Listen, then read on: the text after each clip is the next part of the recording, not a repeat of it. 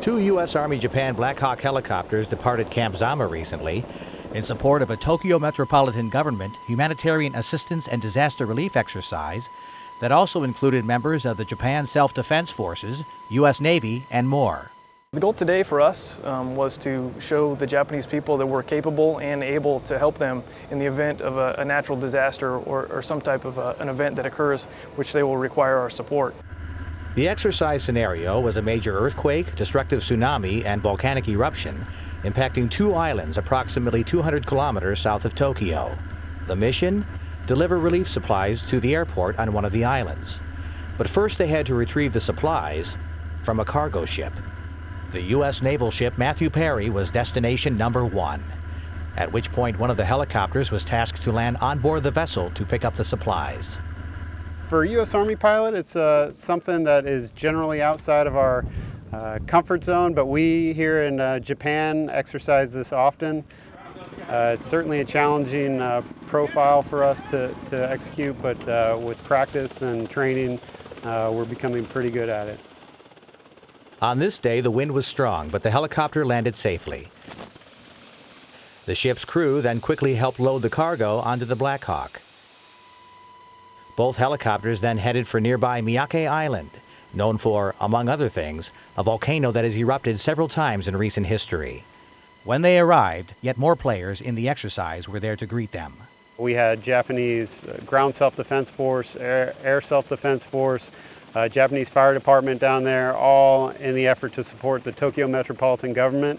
They made things very easy for us to get in and get out of there and clear the way and conduct the supply drop-off. We accomplished the task that we set out to do.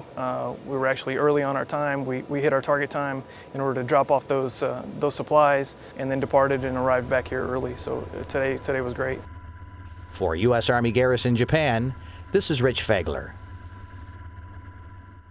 As you know, April is National Sexual Assault Awareness Month, and prevention of this criminal activity is our #1 priority here in Japan, with a goal of 100% reporting, which I hope will lead to 0 incidents. To be successful, we need your help. Sexual assault is a criminal offense and is not part of who we are and what we stand for. It destroys lives and families, degrades mission readiness and morale, and harms our ability to work as a team. Every soldier, civilian, and family member should report any sexual assault immediately so the victim can receive the care they need and deserve. I ask that you encourage your battle buddies, friends, family, and neighbors to become involved and accept responsibility to stop sexual harassment and assault. If you or someone you know has been a victim of sexual harassment or assault, take action. Report it. Stop it. Keep our soldiers, civilians, local national employees, and family members safe and Army strong. Now giddy up and Ichidan.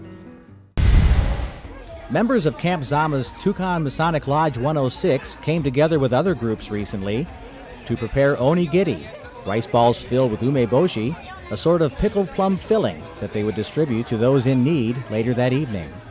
Everyone is just one disaster from being have or have not, being a homeless person. And so when we go and do this and we see the smiles and the thank you on the Japanese people's face, it really touches your heart. It's called the Sunday Curry Patrol, and it was started 10 years ago by a church group in Yokohama. Over time, other organizations joined in, including Tukan 106 and Masonic lodges from the Atsugi and Yokosuka naval communities. Now they all arrive at Kanai Station every Sunday evening with curry rice, water, clothing, blankets, and more for those who quietly and patiently line up for their arrival. So now what I do, I go through the crowd, I shake everybody's hand, I let them know my name, and they might not remember my name, I might not remember their name, but we always remember each other's face, and now I have new friends for life. Representing the Army is a great thing, and then all the Masons here are all military, and so we all have a sense of pride in what we do here. You just look at their face and see how much they're appreciative. And everyone needs something in their life as they can call their purpose. And I feel like what myself and what the other lodges do is that purpose in life for what we do as Freemasons. For U.S. Army Garrison Japan Public Affairs, I'm Rich Feagler. 50 years ago, on July 25, 1965, Army Community Service, ACS, was established to promote self-sufficient families, cohesive communities, and safe homes. That was over 50 years ago, and we're still going strong. Wait, 50 years ago, July. Sounds like a pool party. Come out and help ACS celebrate its 50th birthday. Where? Right here at Sagami Hard Family Housing Area Community Pool. When? Saturday, July 11th from noon to 3 p.m. We'll have music from my favorite DJ. Hot dogs, pizzas, and hamburgers. A fashion show. Relay races, and so much more. This is one summer pool party you don't want to miss.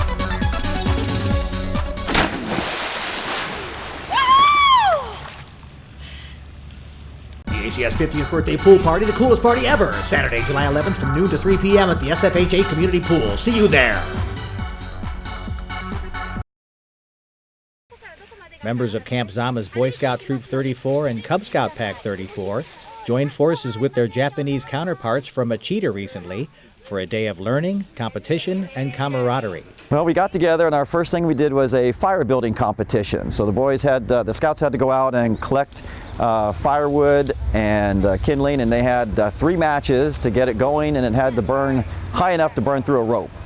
Other team building events included a relay race with some rather unique challenges and a competition filled with plenty of action called Capture the Flag. Of course, it wouldn't be a day of scouting without tying a few knots. A class was given, followed by a competition that enabled the scouts to demonstrate what they just learned. The Japanese scouts represented 3 different troops from Machida. For most, it was their first time visiting Camp Zama. I think they're having a good time. They were smiling, they were laughing the whole time, and they're definitely learning right now. It is a rare opportunity to interact with members of the U.S. Cub Scouts, unless you go to the States. So it was a great time for me. We want to have that opportunity for the scouts to work together, and which they did today.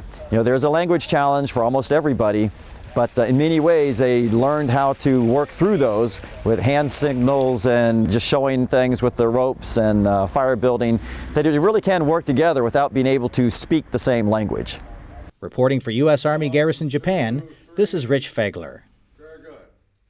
The allegations against you are very serious. This court finds you guilty of charge 1, and its specification for the rape of Sergeant Brittany Smith in violation of Article 120 of the UCMJ.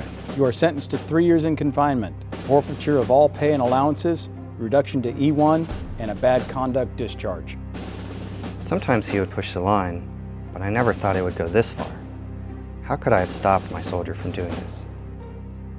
If you see sexual harassment or assault, say something. Don't be a bystander. The U.S. Army Japan Band has long been known as ambassadors for the U.S. Army here in Japan.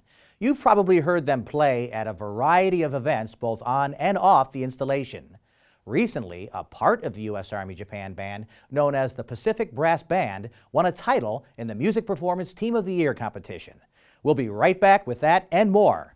I'm Rich Feagler. Welcome to the Rising Sun.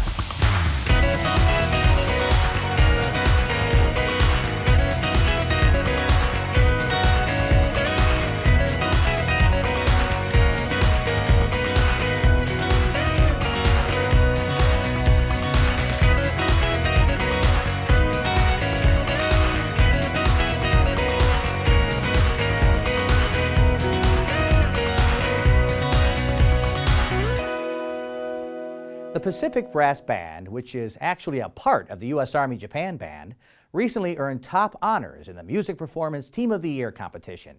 Here are some of the highlights from that event, along with a story about the Master Fitness Trainer program, where fitness experts from Fort Jackson, South Carolina, came to Camp Zama to teach soldiers more effective ways to stay in tip-top shape.